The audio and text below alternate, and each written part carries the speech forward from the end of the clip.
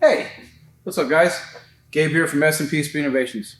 Today we're going to talk about the installation of the 22R Haltech Elite 750 adapter kit. What we have in front of us is a 1987 Toyota 4Runner.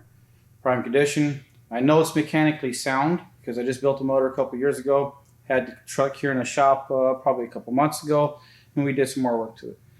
Which brings me to a very important point here. So it's very important to make sure that your truck, the engine, the harness, the fuel delivery system, everything is mechanically sound and everything is up to the level it should be.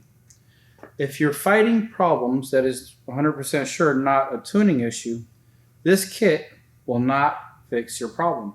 If you have a poor fuel delivery system, if you have a weak hose leaving your fuel pump going to your fuel sending or the rest of your assembly in there, if you have a poor fuel pump, a bad fuel pressure regulator, a bad coil, bad igniter, anything mechanical inside the engine, if your compression's not right, if it's been overheated a bunch of times, this isn't going to cure your problem. But if everything's mechanically sound, I guarantee you'll be a lot happier, especially since you'll be getting rid of that thing, the airflow meter, the infamous airflow meter.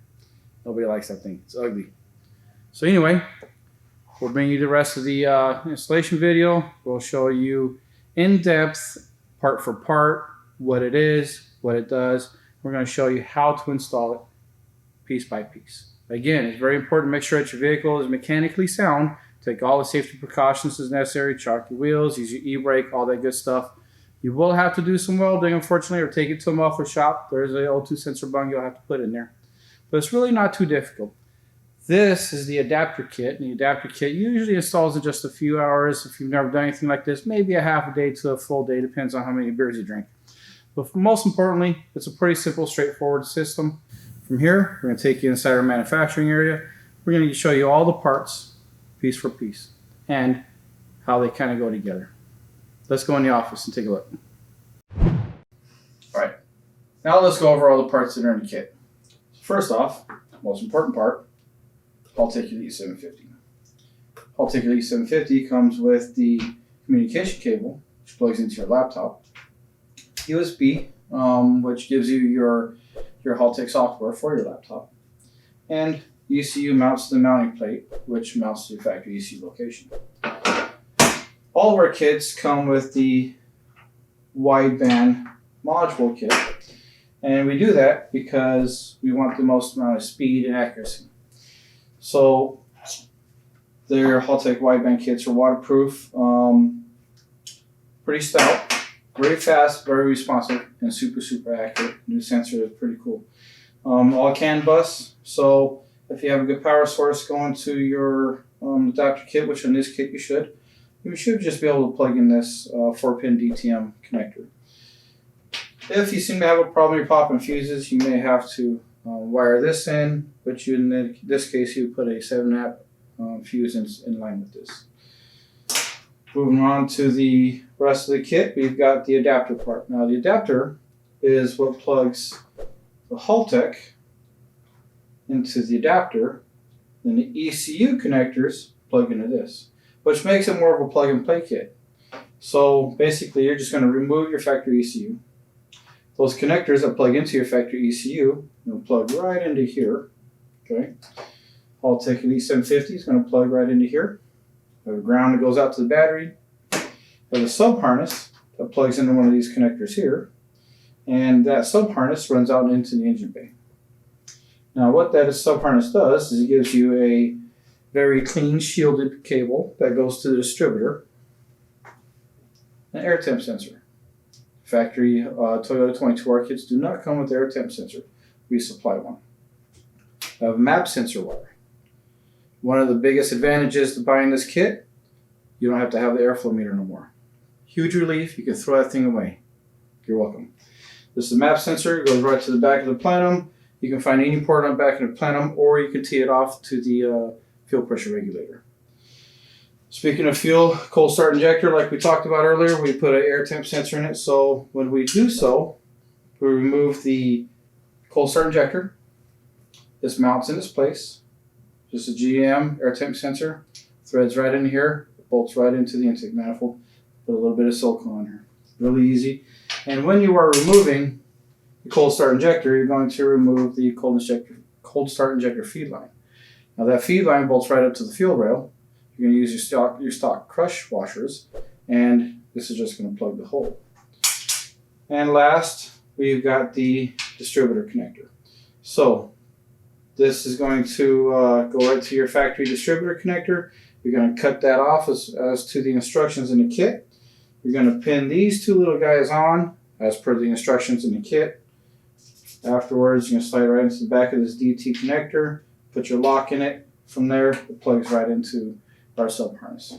And that's it. That's all of our parts. All right, now let's head out there, put all these parts in the truck. All right, first step to installing the kit, grab your instructions. Follow the instructions step by step. First thing we're gonna do is make sure the vehicle is in park neutral, set the e-brake, disconnect the negative ground cable. So we're gonna follow that. Hey kid, pull that e-brake. Good job. Kind of technical there. Next thing we're gonna do, we're gonna pull the ground cable. Engine bay is kind of dirty, kind of like my ex-girlfriend. What we gotta do is pay attention to how dirty the cables are. It's very important. So before everything goes back together, make sure you clean all your cables. Next step, we're gonna move right on over to marking the number 1 cylinder on our distributor and rotating the motor until the rotor is pointed at number 1 cylinder on the distributor. So let's move over to that. Next step, what we're going to do is we're going to mark the number 1 cylinder spark plug wire on the distributor. It's easy to do. Number 1 cylinder is the very furthest forward facing cylinder. Follow that spark plug wire over to the distributor. I'm going to take a Sharpie like this, just put a quick mark right there. Okay. From there, pull the distributor cap off. Make sure that the rotor tip of the rotor is pointed right to your mark. So then next, if it's not, what you're going to do is you're going to take a 19mm socket, short socket on a long ratchet, turn the motor over by hand. Try not to use the starter. Turn the motor over by hand until you see 0 TDC on the balancer and your rotor's pointed at number 1 cylinder. Then what you're going to do is we're going to take a 12mm socket or a wrench, loosen the distributor, and loosen the distributor bolt. We're going to turn the distributor clockwise until it hits the stop. This should get you relatively close. There will be some timing adjustments down the road once we get started, but this should get you to start and run. All right, so the next thing we're going to do is we are going to remove the cold start injector. So unplug it, get that out of the way. Okay. This part here, be careful because usually your fuel line is under pressure. So it's wise to put a rag over it while you break this loose. This way it doesn't get you in the eyes. Nothing worse than taking it in the face. We'll loosen this up.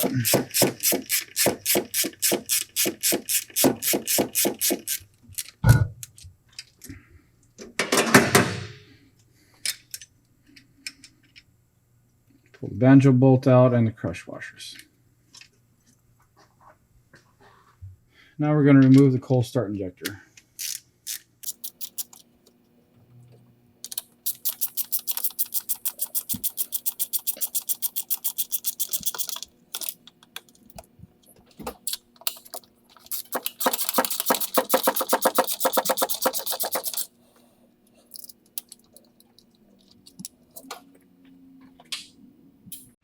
What we're going to do is remove the cold start injector line.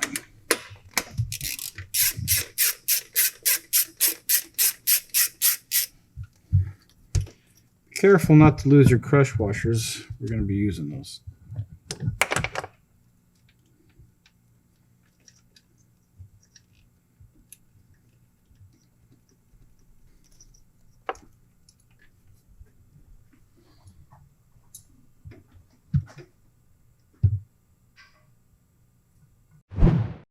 Next thing we're going to do is take that short bolt that came in the kit, grab one of your crush washers, slide that in there.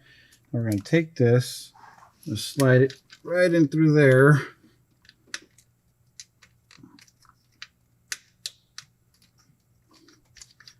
That's going to block that hole. And with the 13mm socket, go ahead and run that all the way down and tighten it.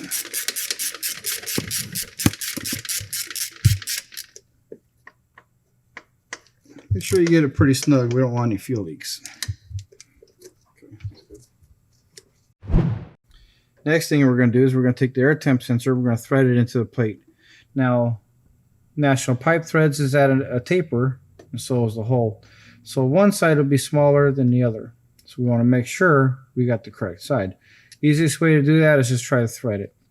If you can't thread it more than a couple turns, flip it over, try the other side. If you can thread it, that's the correct side. With that correct side, we're going to take a little bit of the silicone and we're just going to lightly put it around the sensor diameter. That's going to keep us from having a vacuum leak. Next, we're going to take this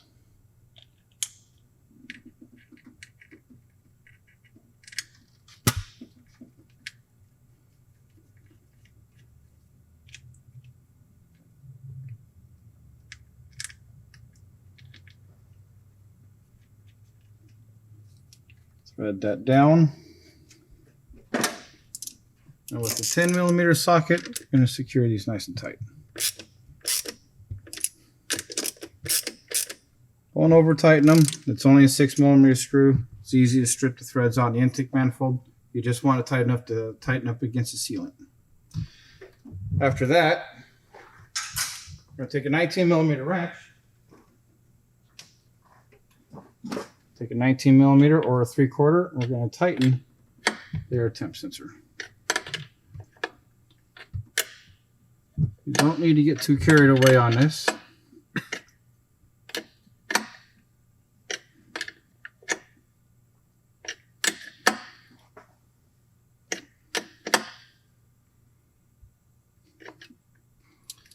Make sure it's nice and tight. For the next step, we're going to take our sub harness connector and our map sensor hose. We're going to run it through the firewall down here. Now we've already ran this across the back of the motor, plugged it into the air temp sensor, plugged it into the distributor. It's all very basic. Just route it the best you can. Make sure it doesn't chafe on anything sharp, no sharp metal. And run it behind the charcoal canister if you have one. What we're going to do is we're just going to take a flathead screwdriver in here. Just going to pop this back a little bit. We're going to take the sub harness and run it right through the firewall, pointing it downwards. The ECU is at the lower part of the kick panel. You want to point it towards that direction. We'll take the map sensor hose, do the same thing. Now, the map sensor hose may end up being a little bit long. You can trim it if needed. But for now, we're just going to leave it like that. After we're done, we get everything connected. We're going to cut a slit right here in the bottom of this boot, right about the 5-6 o'clock area of the boot there, and we'll bring the harness up inside it and then secure it into the firewall. If you're concerned about water and stuff getting in it, you can always put a little bit of black silicone, just to kind of give it a little bit more seal. But for the most part, it should be pretty good. Now we're going to move over to the inside of the car and mount the computer and plug everything in. For the next step, we're going to move into the cabin area. We're going to remove the kick panel, remove the factory computer. We're going to mount the new computer, the Haltech computer, right here. We already took the liberty of mounting it down, and it takes 1/8" Allens and a 3/8 wrencher socket. Mounts the mounting plate here that we supply in the kit, and the adapter harness and plug everything in. So let's get right over to that kick panel. So the next step is to remove the kick panel. Let's go ahead and do that. Normally this has a couple screws in it holding it in. This one's been modified, so we're just going to pop this off. Take a 10mm,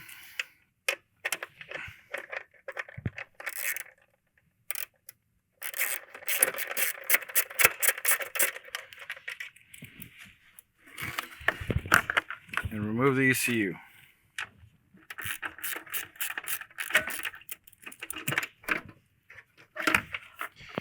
After we remove the ECU, just go ahead and push the locks down and throw that thing away. From there, we're going to peel the carpet back a little bit. We can see the sub harnesses here from out in the engine bay and our map sensor hose. We can take our adapter, comes in the kit, the Haltech computer. So our adapter is basically just the ECU header. Same exact pin, same exact housing, just with a bunch of wires coming out of it so we can plug it into a real computer. Now, we're going to take the factory wires here, plug them right in, just as they came out.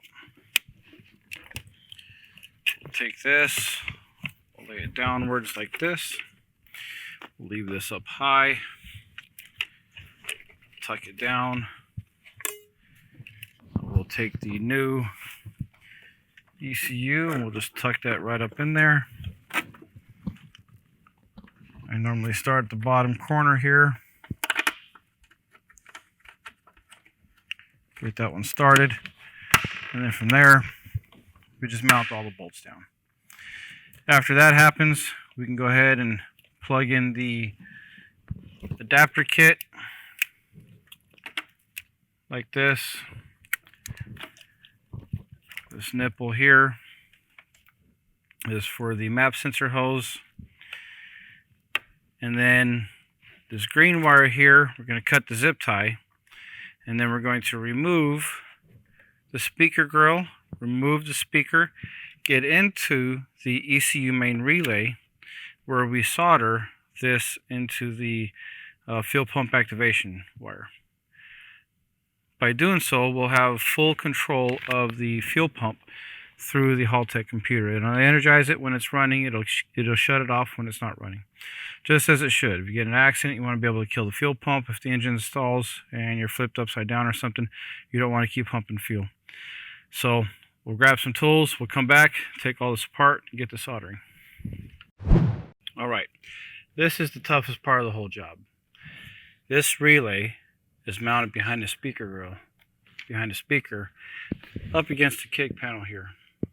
So, if you can imagine, this sits like this, but about 5-6 inches that way. So, you have to try to get in there with the ratchet, unbolt it, don't drop the bolt like I did, and then you have to try to unplug this. And this is kind of difficult because it's got 3 locking tabs. The only one you really have to worry about is this one. You can just about get your fingertips on it and come in here and push this, and you can unlock it and pull this right out. Once you get this out, you take the connector that plugs in here, push it along the back side of the AC ducting here, and then push it over, pull around the back side, and then you pull it down here. Now we'll have some pictures in a second, but this connector has a green wire, and what we do is we strip it back and solder it. Now, you can do T-taps, but we don't recommend it. T-taps are horrible. They corrode, they cause nothing but havoc. So we solder every chance we get. So anyway, that's the toughest part of the job. We'll have some pictures up right here, there, and we'll get back to putting this thing back together. So last few remaining steps are pretty simple. As in this picture you'll see here in a second, you'll see that there's this ground wire that comes out of the adapter harness. This ground wire here must go directly to the batteries. An absolute must is the battery ground. Okay, this works for a couple reasons. What it does is it isolates any type of noise interference going to the computer through the rest of the electrical system. It also gives the computer the proper ground that it needs, so it can trigger and activate everything it needs to. So it is absolutely important that this goes onto the ground, right to the battery ground on the battery itself. Okay. After that, what we're going to do is get into the wideband mounting. So since all the stuff's going to be underneath the car, mostly, What we suggest is, if you're not a welder, you don't do any fabrication yourself, I would recommend maybe taking your truck, your 4Runner, whatever it is, and driving it to your local muffler shop. Have them weld in an O2 bung and a plug, drive it home, and then do your install.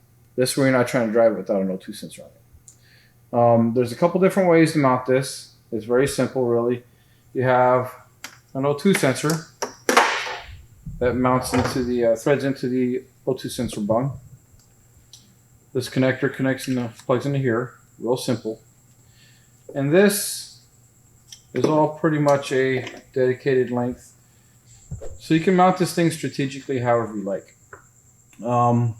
What we've done, what some customers have done, is to hook the O2 sensor up into the exhaust, thread it into the bung, and route it over by the brake booster on the driver's side along the back of the motor. This ends up somewhere over along the firewall. And then you have a DTM4 connector that plugs into here, and this will carry the signal the rest of the way into the computer. Very basic, very standard. Another option, which is a little cleaner, is to remove the driver's seat and hook all this up, run it underneath the carpet. There is a grommet underneath the driver's seat for the factory O2 sensor. We can remove that grommet, cut it off the harness, and slice it, wrap it around here, and run this connector down through the floor on the driver's side, plug it into the O2 sensor, and this module here will just about reach the factory ECU or the new ECU location. From there, we have this DTM4 that plugs into any one of these two ports here, and then the other side plugs into the only connector, female DTM4, that is in the adapter harness. So it's really basic, really simple. Now, for you guys that are doing some off-road, some hardcore off-road stuff, we have two DTM4s here.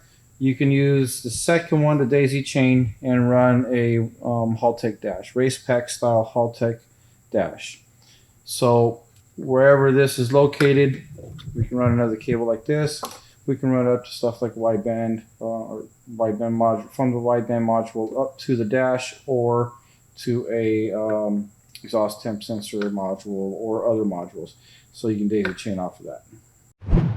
Now that the Haltech system is fully installed, you have the option to do stuff like eliminate your airflow meter, put a filter right on the throttle body, make some type of an adapter so your air filter still remains in the same location. Maybe if you like to pull the heat away from the engine, you can leave your air filter here. Otherwise, you can put a filter on it here that makes like a little bit of heat from the radiator, but you have some options now, where before you didn't with the factory computer.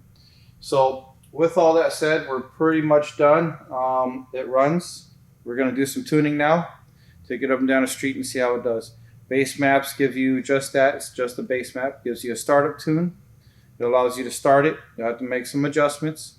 It does have a closed loop correction that will correct, but it has to have a good map in order for it to correct off of first. So it is very important to know that once you're ready to start and drive, don't do a big burnout up and down the street. You got to drive it slow, do some tuning, or give us a call. We can do some remote tuning. Speaking of giving us a call, if you have any questions at all, any tech questions at all, please call us directly with the information that we provided in the instructions manual. Do not call anybody else, LC Engineering. They just sell the product. They have no tech support. Don't call Haltech. They have no tech support on this product because this is just specifically for these engines. So if you call them, they're going to tell you to call me anyway. So call me directly, email me. We'll set up some a tuning schedule or just some tech support, and we'll help you out in the best way that we can. Thank you very much.